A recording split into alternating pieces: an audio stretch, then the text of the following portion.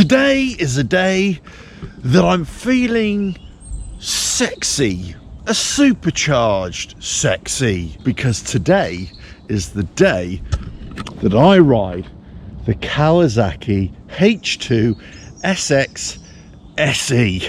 Oh my word, let's get into this one.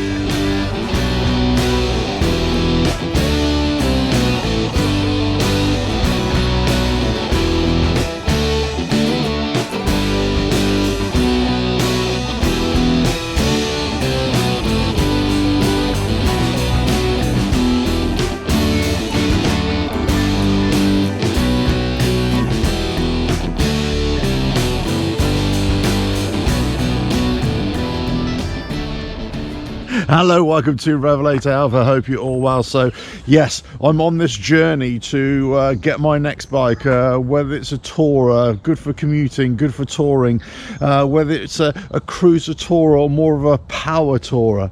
And I've kind of been looking at the high performance tourers right now and the sports tourers, or bikes that could be suitable as touring bikes, right? So Kawasaki H2 supercharged bike, absolute monster. It is just unbelievable how great this bike is, and I should know because I had the previous generation. I used to own a Kawasaki ZZR 1400, love that bike. Other parts of the world they call it a ZX14, but this bike is just another level above in terms of overall spec, tech, everything. Road mode, it flies. Sports mode, it flies. Even in rain mode, it just drops the power about 30%. But it's still an absolute flyer. But is it going to be the kind of bike that I feel that I could get on with at my stage of life and the kind of riding that I want to do? Okay, so there's a few issues for me, not with the bike. As I say, the bike is brilliant. If you want this kind of hyper sports bike, go try the Kawasaki H2 SX. Fantastic bike. I think it's in the region of about 23, 24 grand, so it is expensive, but you can pick up cheaper ones that are used for about a couple of years old, and you know, you'll get in the region of about 18, 19, probably even a bit less than that. The SE model now is also with electronic suspension, and the easy way to detect whether you've got an SX or an SE is literally that electronic suspension. If you've got the wire coming out the top of there, you've got the SE version. Anyway, is this the bike for me? Boxes, can you put side boxes on? Well, yes you can. When I did the ride of the Versys 1000S, I said the boxes that they got on there can easily be taken off and put on one of these, and it's by this clicking system here. The boxes just click into there, rest on there, and that's it. That's all there is. When the boxes are off, you don't have a horrible sort of frame on there to hold the boxes. It's just brilliant. It's just a brilliant system as it is.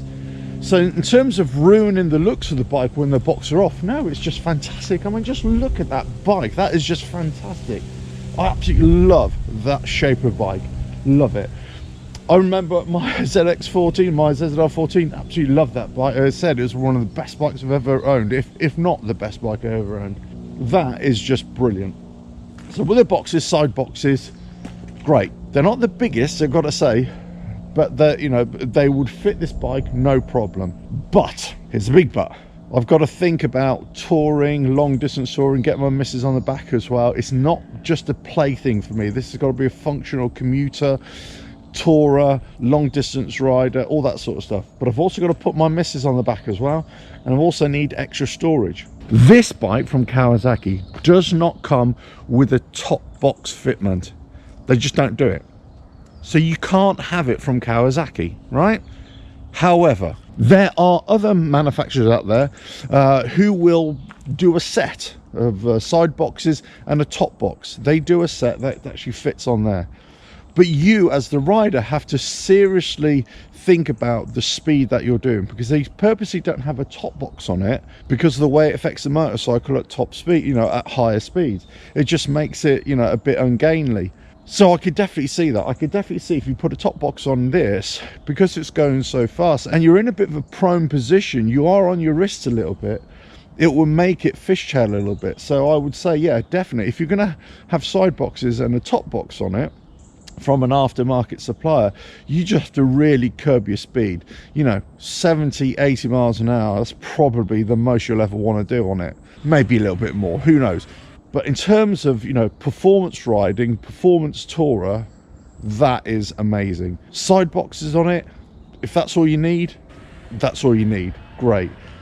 And if you both like speed and performance touring, that is it. That is it. Would you believe I was in the dealership with the guy, we're going through the spec of the stuff, and I found myself stroking the tank.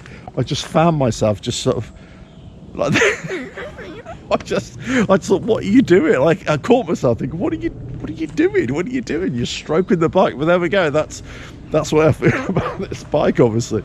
Obviously, these bikes are not going to be for everyone, and I get it. I've got to ask myself now, would I love to own this bike? Absolutely. No question. Would I love to have this bike in my stable of bikes if I had such a thing, right? Would I be looking to buy this brand new? No, because I've already said that's out of my price bracket. Would I buy a used one?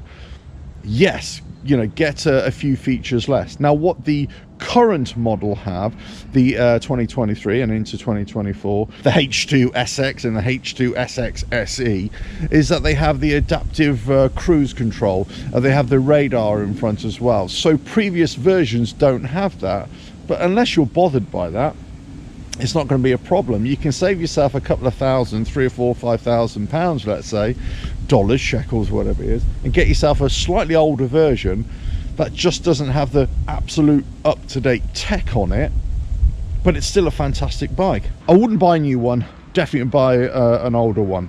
Would I have it in my stable of bikes? Would I have it in my garage? Without question, I would have it in there, no problem. Would I have this as my only bike? It depended on what kind of riding I wanted to do. If it was just for me, riding, having fun, longer distance, shorter distance, but you know, I was only having the side boxes, yeah, I think I'd go back to this, something like that. But that's not where I'm at. And I've got to be honest with myself, and I've got to be honest with everything that I'm doing, but primarily got to be honest with myself, because this is the whole point of riding these bikes and making these videos. It's about being able to reflect on the ride afterwards and tell myself, what do I honestly feel about it? Although it's a fantastic bike and it's a great fun to ride and it's the power is just insane, it's just not where I'm at anymore. It's just not where I'm at. And I want a commuter bike, a tourer bike and everything. It's got to be comfortable as well, and it's got to be comfortable not only for me but also for my other half. And it's got to be a bike that I want power. I definitely want power. I don't want cruising power anymore. I want proper power, but that's not the bike for me. I feel that I'm just too on my wrists, and I think back to when I got rid of my ZZR 1400, it was for that very reason. I was transitioning into a different riding style, and I just didn't want to be on my wrists anymore, and my upper arms, I actually wanted to be more upright, and I felt quite a lot of tension in my upper arms and my wrists riding this bike. So that's that. It's a style of riding now that's different. But if I had to use this as a functioning bike for, you know, commuting, touring, that kind of thing, it just wouldn't do it for me. That's the thing. It just wouldn't do it for me.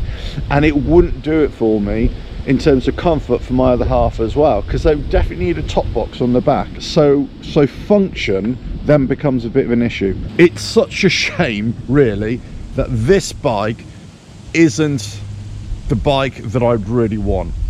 If Kawasaki made this bike in a more touring version, just like they did back in the day with the ZZR 1400, then they had the GTR 1400, which I test rode a few weeks ago as well, an older version, right?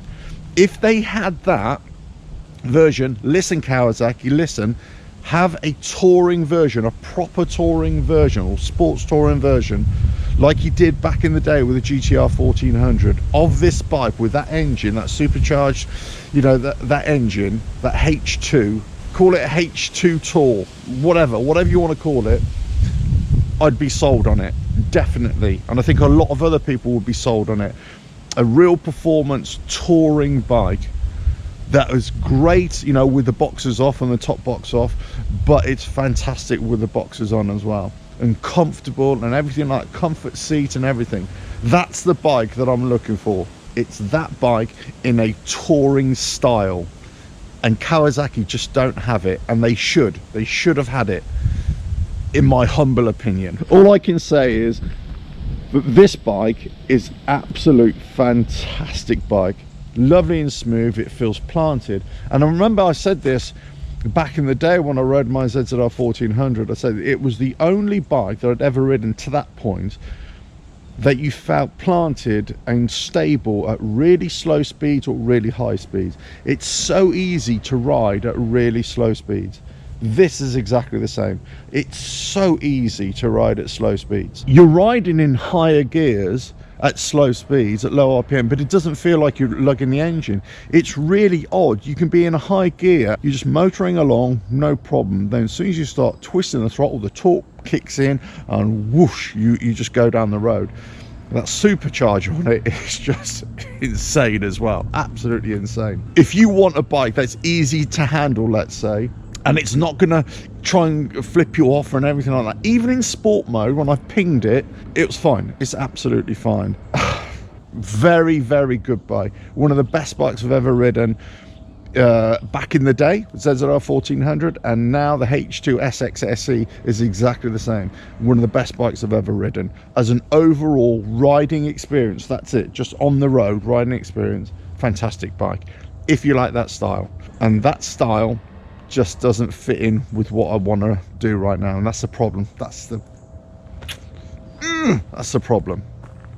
I'm gutted, really. I'm gutted, but there we go. Anyway, I'm going to leave it there. This has been an absolute delight riding this bike. Absolute pleasure, really. It's just the giant of motorcycling for me. It is just the absolute, it's an absolute giant. It's a gnarling giant coated in sugar, if you know. I don't know what I'm trying to say. It's just a fantastic ride. You'll get on with it no matter what speed you're doing. It's just brilliant. It is absolutely brilliant bike to ride.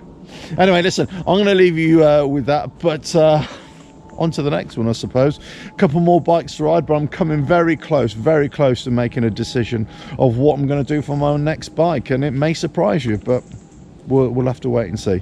Right, catch you again. Bye now.